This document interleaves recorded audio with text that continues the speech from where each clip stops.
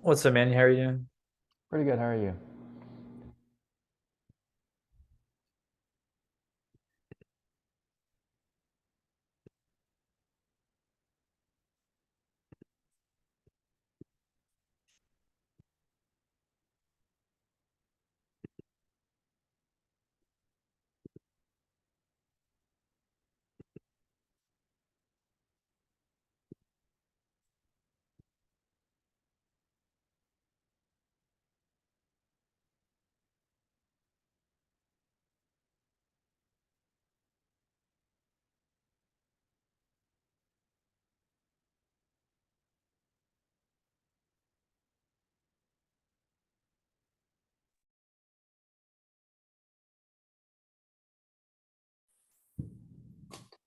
What's up?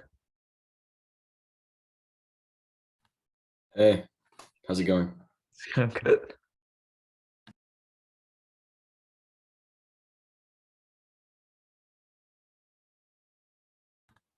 I like the background. Thanks. I've had it for a while now. I think ever since freshman year, I just chose this background. Yeah, it's a good one. Like a professor. How do you, so when you upload these videos, these recordings to YouTube, do you crop them or is all this going to be in it? What do you mean? Like, Like, don't you upload these recordings to YouTube? yeah, but like, what is cropped? Like, Like it's recording right now, right? So is all of this going to be in the YouTube yeah, recording? should be in it. Okay. Yeah. What's up, Krishal? How are you doing? What's up, Sid? I'm good. How are you? I'm doing good.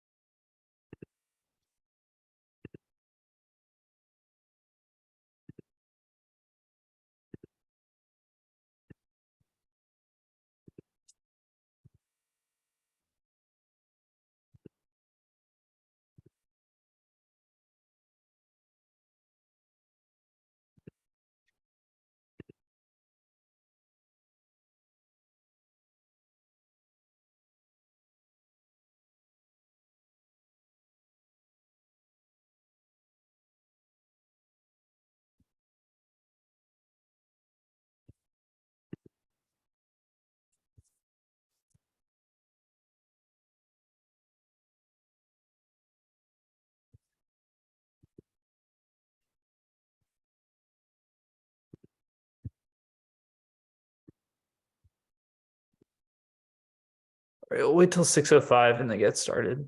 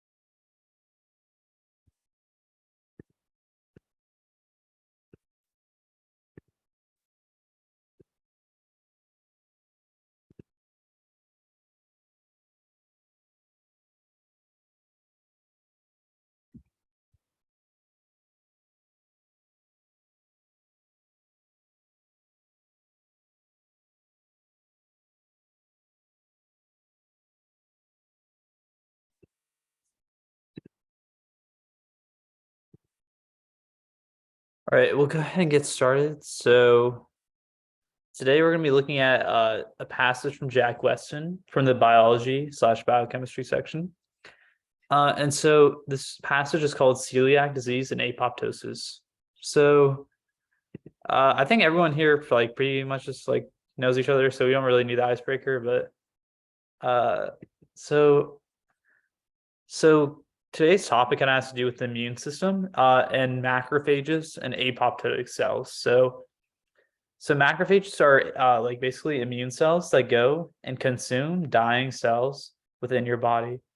So a macrophage here is communicating with this apoptotic cell. So you can see here in this diagram, we have a macrophage, and then we have an apoptotic cell here.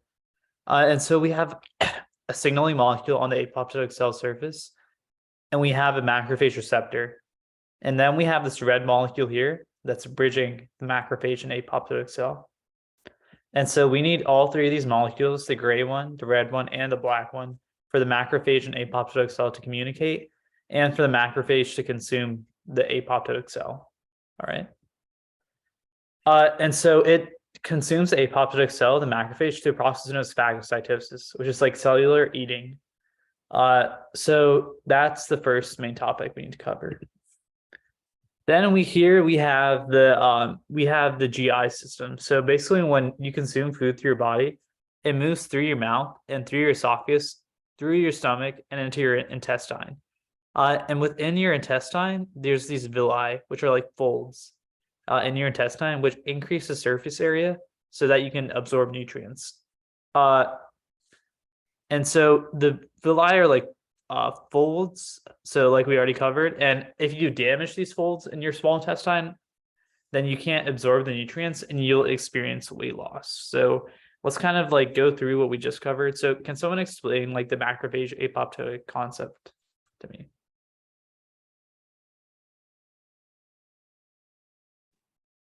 So macrophages attack apoptotic cells, Yeah. and the apoptotic cells have a cell signaling molecule, and the macrophages bind to the apoptotic cells through a bridging molecule, and then they essentially break down the apoptotic cell or kill it.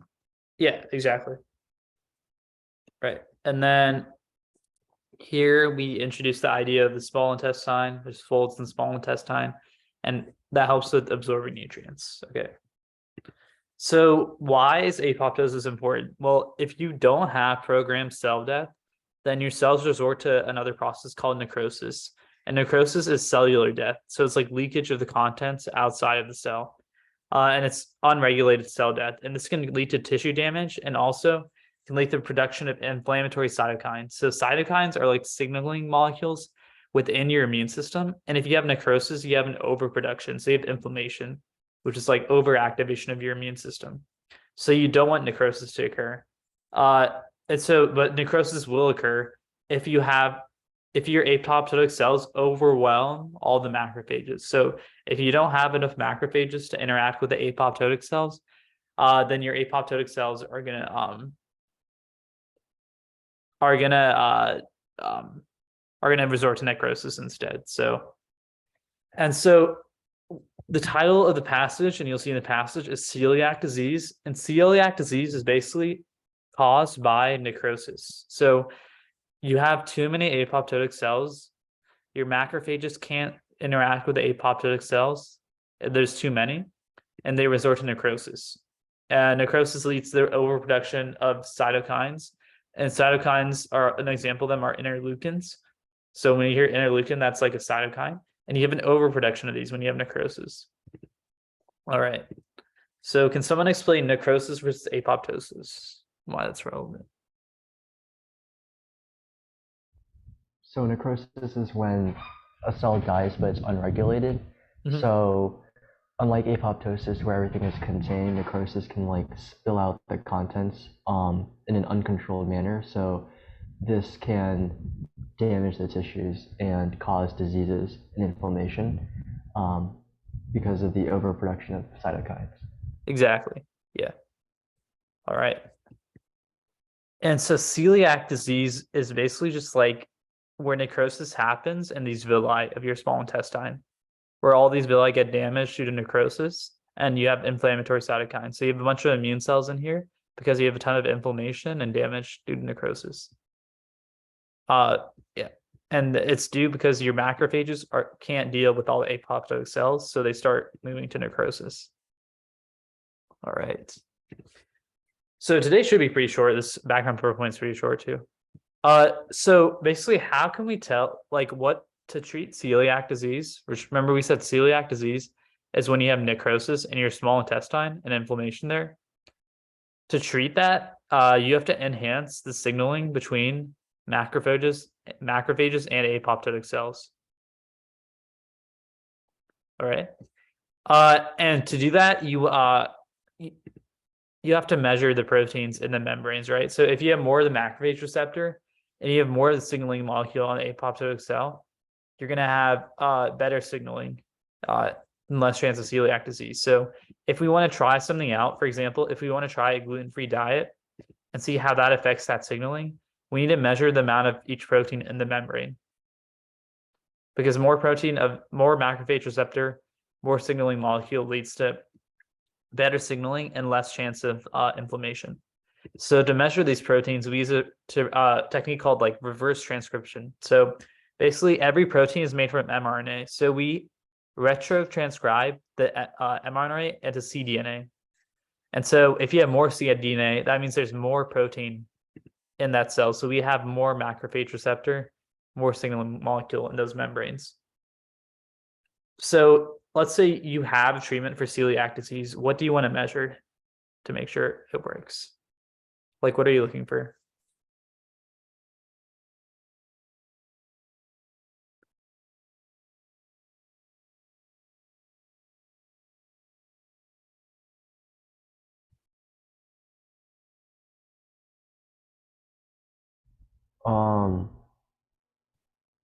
So we're trying to look for the amount of protein. So we would indirectly measure that through cDNA. Right. But what proteins are we looking for? The receptor on the membrane. Right.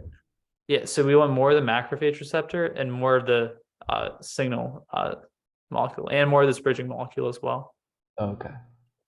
Because if you have more of these molecules, the macrophages and apoptotic cells can interact better, and you can clear all these apoptotic cells so that necrosis does not happen. All right. So, and then when we get to the passage, that should make a bit more sense. So, all right. Can I ask a question about I feel like I've heard of in terms of macrophages and stuff like MHC receptors and like there's like a type 1 and type 2. Could you explain? Yeah, so basically MHC is when your cells, your immune cells like see an antigen. So there's two types of immune cells. There's the general ones, which is like innate immune cells. And then there's also another one called adaptive, which is like your B cells, your T cells. So when you like encounter a foreign molecule, your cells digest it and they present it as an antigen on an MHC2 receptor. And then basically, let me see if I can find a better diagram.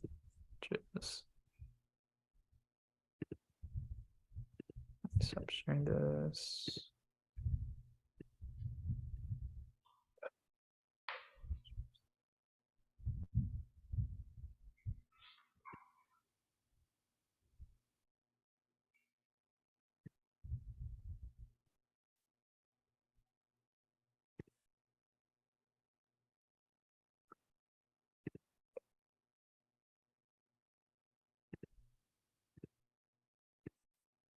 Okay, can you see that on the screen? Yeah. All right. So you see this is a B cell right here, right? Okay. So a B cell is what produces antibodies in your body. All right. Mhm. So basically what it has to do is it has to ingest a foreign molecule. And once it digests that molecule, it presents it on its cell membrane, right? Okay. So what it presents it on is the MHC2 receptor, right? And it presents it to this thing called a CD4 plus T cell, which is also known as a helper T cell. Okay, this is a better picture. No. Okay, this is still works, but let's see. Let's just roll with this. So it presents it to the helper T cell, and once it presents this antigen to the helper T cell, it's going to send cytokines. So it's not pictured here. It's going to send cytokines to activate that B cell. So that B cell becomes activated. Once it presents this antigen to the helper T cell, it's going to lead to the activation of the B cell, which is going to lead to this thing called a plasma cell, which secretes antibodies. And then there's also another thing called memory B cell, which goes and lies in the tissues and like it's remembers the antigen so that next time you have a future infection, you produce antibodies really rapidly. So what do like I've heard like normal cells when they're infected, they can also present stuff. right. So every cell in your body also has an MHC1 receptor. So you got to remember B cells are the only ones whenever you're presenting an antigen. I guess B cells are really the only ones who can present MHC2 receptor, who have the MHC2 receptor. So, but every other cell in your body also has the MHC1 receptor. So let me see if I can find another diagram. Dendritic cell.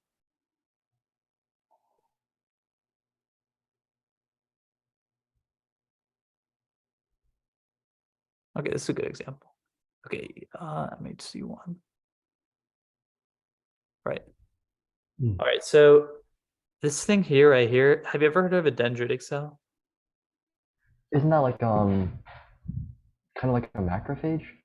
Yeah, exactly. So a dendritic cell is part of your general immune system, but it links it to your adaptive immune system. So it absorbs stuff and digests it, and then it presents it to a helper T cell.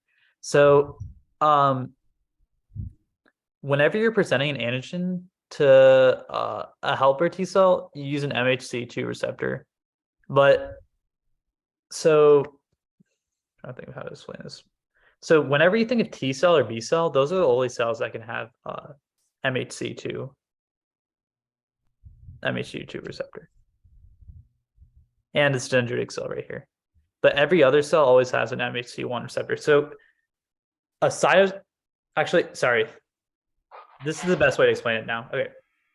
So whenever a helper T cell binds to is an MHC2 receptor. So remember how we looked at the other example? It's like B cell.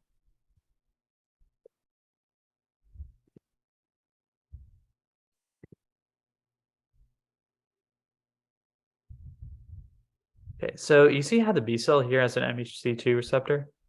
Yeah. And you see how the helper T cell here, so the helper T cell here is binding to the MHC2 receptor, and then over here it's also binding to an MHC2 receptor. So helper T cells always go with MHC2. Right. Okay. So they bind to MHC2 receptors, and then that's how it knows to go and bind to this MHC2 receptor right here, because it's looking for this antigen. So it can activate these B cells. And then so a cytotoxic, so basically when you're thinking of a cell that's infected with a virus or a bacteria, it always is going to present its antigen on a class 1 MHC receptor. And the cytotoxic cell is going to bind to that and like inject toxins to kill the cell. Oh, okay. Okay, so to summarize, so every cell has an MHC1, which Yes. is why whenever a cell is infected, it'll show a different thing on its MHC1. So then the cytotoxic T cell can come in and recognize it and kill it. Exactly. And then stuff like dendritic cells and B cells can present other extracellular stuff on their MHC2, and then helper T cells can come. Yeah, exactly. And so that when the helper T cells binds to it, it activates the B cell. Oh, okay. So it sends these interleukins, also known as cytokines, to activate the B cell. Okay. Yeah, it actually makes a lot of sense. Thank you. Yeah, I know that was kind of confusing, but that's like a more simplified version of it. Like obviously it's probably more complex than that, but for the MCAT, that should be good enough. All right. Let's go back to the passage.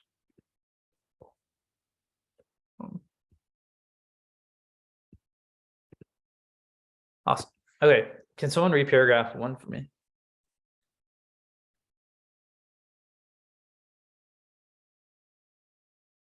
Celiac disease, CD, is a gluten-sensitive enteropathy characterized by marked infiltration of the mucosa with immune cells, overproduction of inflammatory cytokines, and epithelial cell damage. Right. I can read the next one. Hmm. A key factor in the mucosal inflammation in CD is a defective clearance of apoptotic cells / bodies.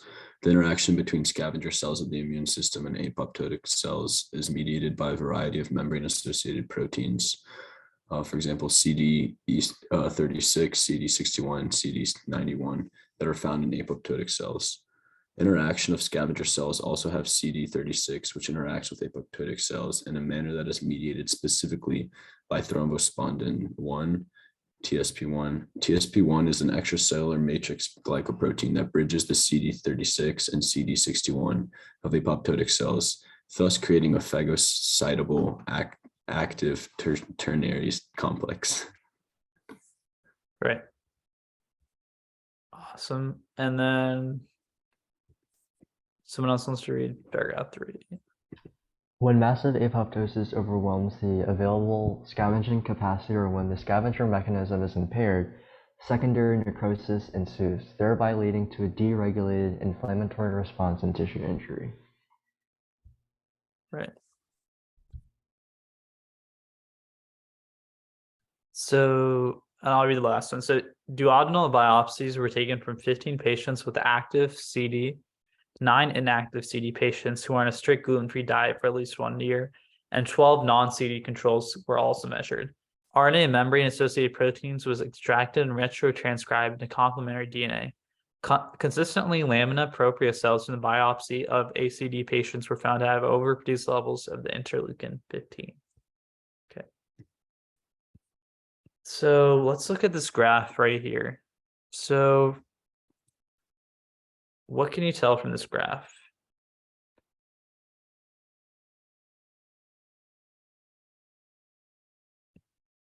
Well, first of all, what are each of these proteins they're measuring? Like what is TSP1, for example, based on the passage?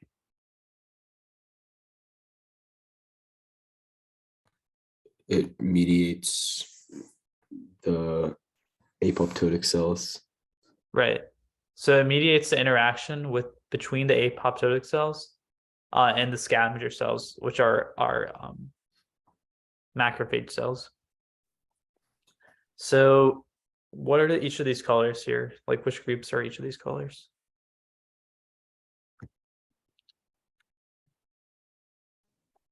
Active celiac disease, inactive celiac disease, and controls Right. or non-CD. So which group has the highest TSP1 concentration, the most expression of TSP1? Control. The control, okay. So what does that tell you about celiac disease? Oh, so it has the most interaction between apoptotic and the Which one has the celiac disease patient? cytotoxic cells. Right. So which one has the most interaction? The ones without the disease. Exactly. Right. So because that signaling is reduced in the people with celiac disease, so here we can see the celiac disease people have lower amounts of TSP1. And remember, TSP1 is our bridging molecule that bridges the apoptotic and macrophage cells together. So if you have less of that, then we get celiac disease. Does that make sense to everyone? Yes. Okay. And then you'll also see here CD36. So what is CD36 based on the passage?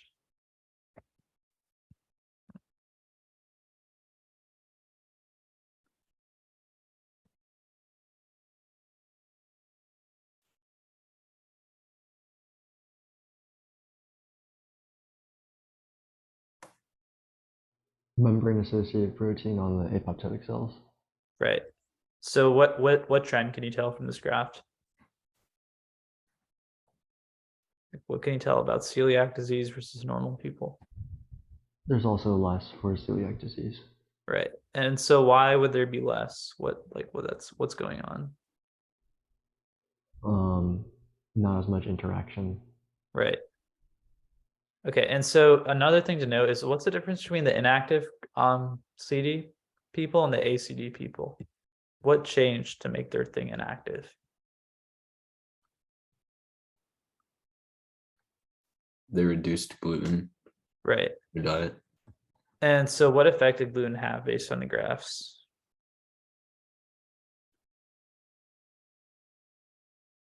So compare the ICD to the ACD. Remember the ICD people had gluten. The ACD, I mean, they didn't have gluten. The ACD people had gluten. Yeah, gluten reduced the expression of those molecules, bridging molecules that help the apoptotic interactions. Right.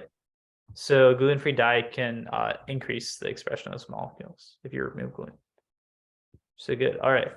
And so yeah, that was just what we wanted to take from that. And then does it make sense that the ACD patients have more interleukin 15, right? It's more inflammatory cytokines because there's necrosis. All right. So I'll go ahead and read question one. So when measuring scavenger cell activity in a follow-up study, which cells are the most appropriate to monitor?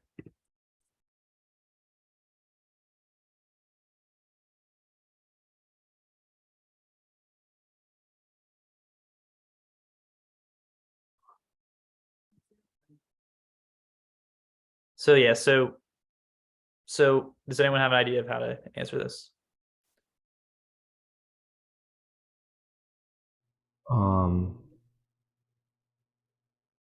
Macrophage cells. Yeah. Okay. So CD, it wouldn't be CD8 because that would only be for. So CD8 is when you would have a virus infected cell and you would inject toxins into it to kill it. So whereas scavenger cells when you like eat something, so you consume the cell, so you, like, pick it up. So scavengers have to actually eat it. Yeah, exactly. Like they have to do phagocytosis. Just the proper term. All right. And that is right. All right. Question number 2. CD-related inflammation is marked by diminished clearance of apoptotic cells/bodies, which leads to pain, discomfort, and weight loss. Based on the information in the passage, which statement best explains the contribution of CD to weight loss?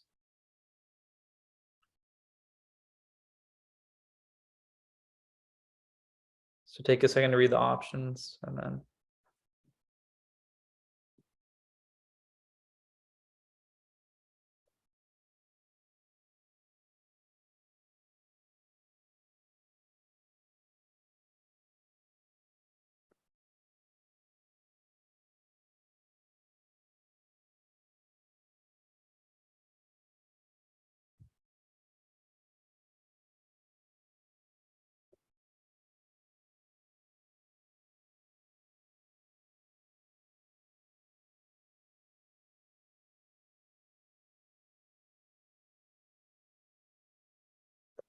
So what happens if you damage the villi?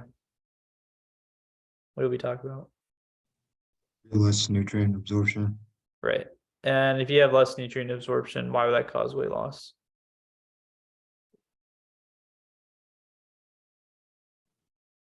Because you wouldn't be getting like the proper nutrients from your food. So Yep. you'd be. So then what would the correct answer be? See, Yep. I'm still struggling to understand the relationship between lower nutrient absorption and weight loss though. So if you can't absorb the food, then you can't really get anything from your food. So you kind of like, it's basically like starving. Oh, okay. Yeah. Right. Correct answer. Okay. So based on the information in the passage, which hypothesis is best supported? So you kind of need to use the graphs for this. Let's go through this choice by choice. So it says here, increased TSP1 expression in ACD patients is the most significant factor that contributes to celiac disease. So let's go to the graph that looks at TSP1 expression. In the ACD patients, where do they rank in TSP1 expression? The lowest. The lowest, right? So that can't be right because it says increased TSP1 expression. They have the lowest, so we can eliminate A. Let's go to option B. A gluten-free diet can help reduce celiac symptoms by increasing phagocytic activity. So how do we determine the effect of gluten-free diet? Which two groups are we looking at?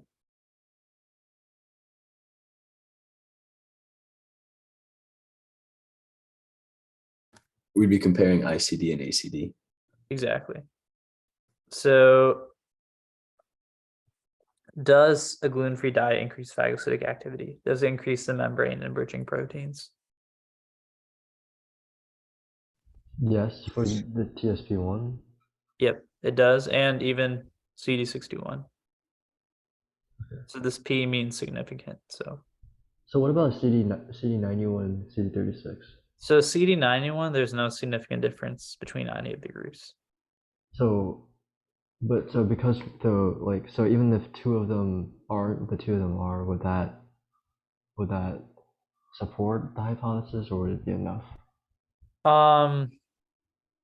Because so a gluten-free diet is just comparing ICD and ACD. So that's really all you need to consider there. But like for a CD36, they're like. Oh yeah. I think if you have evidence for some of them, then Okay. since B is the best answer compared to like the other ones, like because the other ones are just flat out wrong. Okay. So C says gluten consumption has significant impact on the secretion of CD91. You can see CD91 here. There's no significant difference between any of the groups. So we know that's wrong. And then it says here, increased levels of memory-associated proteins increase the risk of secondary necrosis. So we see here that if you have higher membrane proteins, you don't suffer from celiac disease, so you would have less secondary necrosis. So does everyone see why D is wrong? Yeah. All right. So that's correct. And then last question. So when studying the relationship between IL-15 and CD36, what changes will be observed in ACD patients if the gluten-free diet is adopted?